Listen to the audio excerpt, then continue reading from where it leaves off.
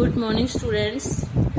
हमने चैप्टर 6 के 1 to 4 question answer कर लिए थे। अब हम करेंगे 5th क्वेश्चन। हालांकि 5th क्वेश्चन का आंसर कल मैंने समझा दिया था, बट मैंने राइट करने के लिए आपको इसलिए मना किया कि आप लोगों का बर्डन ज़्यादा ना हो जाए। अदर सब्जेक्ट्स का वर्क भी मिलता है तो राइटिंग वर्क ज़्यादा ना हो जाए, इसलिए मैंने 4 क्वेश्चन आंसर ही आपको करने के लिए बोला था। आज हम करेंगे 5th क्वेश्चन। एक देश की धरती दूसरे देश को सुगंध भेजती है, इस कथन का भाव स्पष्ट कीजिए। यहाँ पे सभी देशों की एकता की बात कही है कि सभी देश जो हैं उनमें आपस में एक दूसरे के प्रति सद्भावना है, एक दूसरे के प्रति मन में भेदभाव नहीं है। एक देश की धरती अपनी सुगंध, अपने प्यार को अपने पक्षियों के माध्यम से भेजती है। धरती अपनी भूमि में उगने वाले फूलों की सुगंध पक्षियों के पंखों के सहारे भेजती है, बादलों के रूप में भेजती है। बादलों में बादल जो होते हैं वो बनते एक देश में और बारिश दूसरे देश में जाकर करते हैं, तो ये परस्पर प्रेम और सुगंध एक देश से दूसरे देश तक पहुंचाने का जरिया है। क्वेश्चन नंबर 6, पक्षी और बादल की चिट्ठियों के आदान प्रदान को आप किस दृष्टि से देख सकते हैं? पक्षी और बादल की चिट्ठियों के आदान प्रदान को हम प्रेम, सौहार्द और अपनी सद्भावना की दृष्टि से देख सकते हैं। यह हमें यही संदेश देते हैं। मतलब कहने का है कि जो चिट्ठियां पक्षी और बादल लाते हैं उनका मेन मोटिव क्या होता है? प्रेम और सद्भावना का संदेश देना। एक देश के लोगों को दूसरे देश के द्वारा दिया गया प्रेम और सद्भावना वो संदेश देना, आपसी एकता का संदेश देना। क्वेश्चन नंबर 7, आज विश्व में कहीं भी संवाद भेजने और पाने का एक बड़ा साधन इंटरनेट है। संवाद होता है कम्युनिकेशन, बातचीत। पक्षी और बादल की चिट्ठियों की तुलना इंटरनेट से करते हुए 10 पंक्तियां लिखिए। जैसे इंटरनेट से हम एक दूसरे से बात करते हैं, ऐसे चिट्ठियों से भी कर सकते हैं। तो चिट्ठियों और इंटरनेट की तुलना करते हुए 10 पंक्तियां लिखनी है। पक्षी और बादल प्रकृति के अनुसार काम करते हैं, किंतु इंटरनेट मनुष्य के अनुसार काम करते हैं। इंटरनेट क्या है? एक मशीन है, और उस मशीन को जैसे जैसे मनुष्य उसको गाइड करता है वो मशीन वैसे वैसे काम करती है।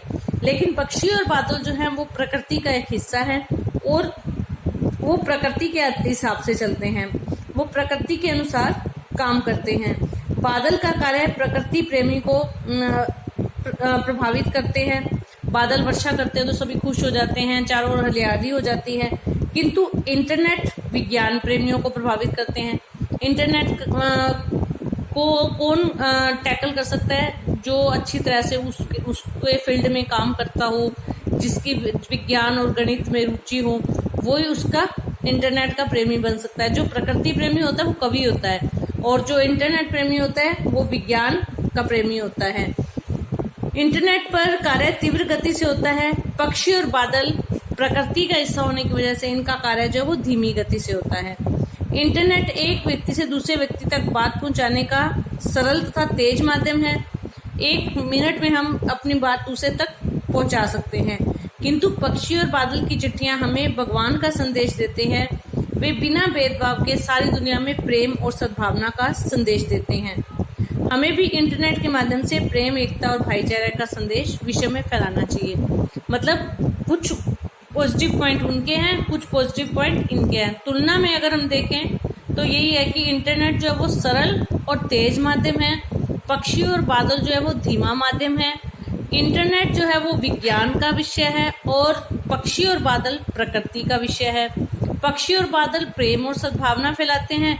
इंटरनेट जो है वो एक मशीन है, मनुष्य उसको जैसे जैसे टैकल करेगा, जैसे जैसे चलाएगा वो वैसे ही काम करेगा।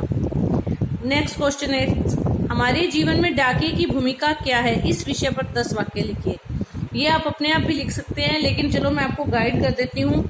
डाकिये का काम क्या होता है? पत्रों को उसके पते तक पहुंचाना। डाकिया भारतीय जीवन की एक आधारभूत कड़ी है।